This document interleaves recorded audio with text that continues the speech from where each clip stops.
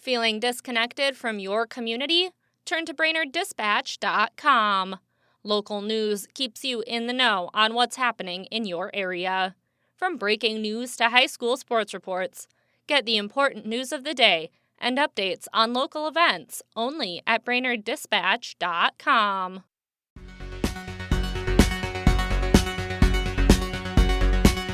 Good morning, Brainerd Lakes area. It's Monday, January 26th. I'm Teresa Burke with your Brainerd Dispatch Minute, the weekday podcast of the Brainerd Dispatch, brought to you by Rayboyne and Francis Law Firm, catching you up on the news of the Brainerd Lakes area. Here are today's top local headlines. But first, let's hear from our sponsor. Remember just two things. Rayboyne and Francis, good. Insurance companies, bad. Rayboyne Francis gets it done. 828-9211. As of last Thursday, Crow Wing County Jail was housing 44 criminal federal detainees for the Department of Homeland Security. Sheriff Eric Klang said the county receives $102 a day for federal detainees, and they are supervised by county jail staff. The detainees do not show up on the county's in-custody list because they are marked as private and are recorded on the U.S. Immigration and Customs Enforcement website. Klang clarified ICE is not and has not been working out of the sheriff's office. He added that residents should not be fearful of calling the sheriff's office for help.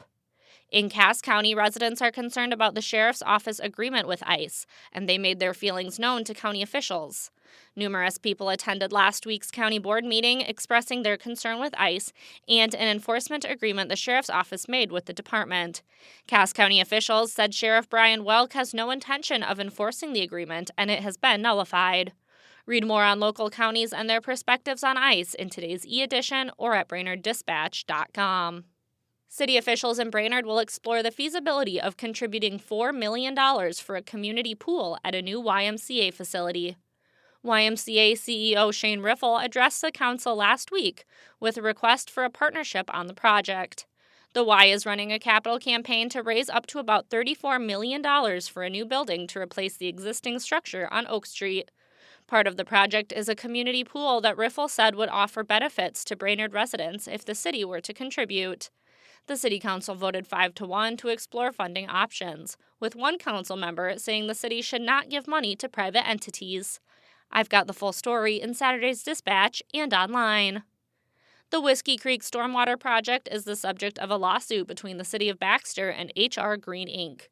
The city reported it served a summons and complaint on H.R. Green in November. Baxter alleges negligence and breach of contract on the part of H.R. Green. The city stated it incurred more than $600,000 in damages from change orders, additional costs, and engineering fees. The subject of potential litigation has been behind multiple closed meetings for the City Council, including one last week for attorney-client privilege. Managing editor Renee Richardson has all the details in Saturday's paper. The historic Brainerd Water Tower is set to receive $500,000 in congressionally directed spending. U.S. Senators Amy Klobuchar and Tina Smith announced the approval from Congress in a news release last week. The money will fund repairs to the stucco on the outside of the tower. The legislation now goes to the president's desk to be signed into law. The total cost for the stucco repair is estimated at $2 million. More information on the project is available in Saturday's Dispatch.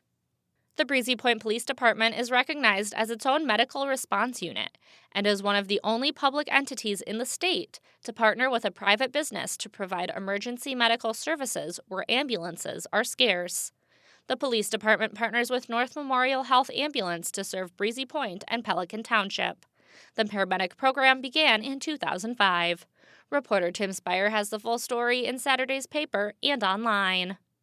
From former Dispatch publisher Terry McCullough's column, This Was Brainerd, exploring the Dispatch archives, here's today's tidbit of local history, brought to you by Mills Automotive Group. 60 years ago today, in 1966, the Dispatch reported that third time was the charm for Mrs. Alfred Roski, former Brainerd and Pine River resident, as she won the Pie and Dessert Division of the National Pillsbury Bake-Off in San Francisco, and $1,000 in cash. She had practiced her mincy peach pie on her husband and 2 sons twice a week to get ready.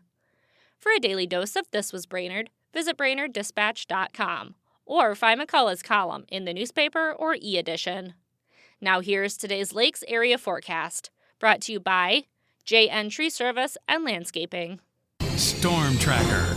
Here's the forecast for the Brainerd area. As we take you into your Monday across Minnesota Lakes country, we'll look out for partly cloudy skies in the morning hours, becoming mostly cloudy to overcast later in the day, with a few flurries and snow showers moving through in the second half of your Monday.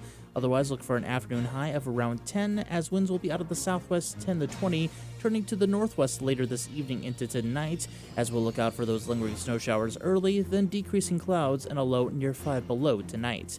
For the day tomorrow on your Tuesday, look for a mix of sun and clouds with afternoon highs around 6. I'm Storm Tracker meteorologist Robert Daly. Thanks to Mills Automotive Group, Ray Boyd and Francis Law Firm, and JN Tree Service and Landscaping for their support. And thank you for listening to the Brainerd Dispatch Minute. For more news throughout the day and for information on becoming a subscriber, visit BrainerdDispatch.com. Have a great day, and we'll catch you tomorrow.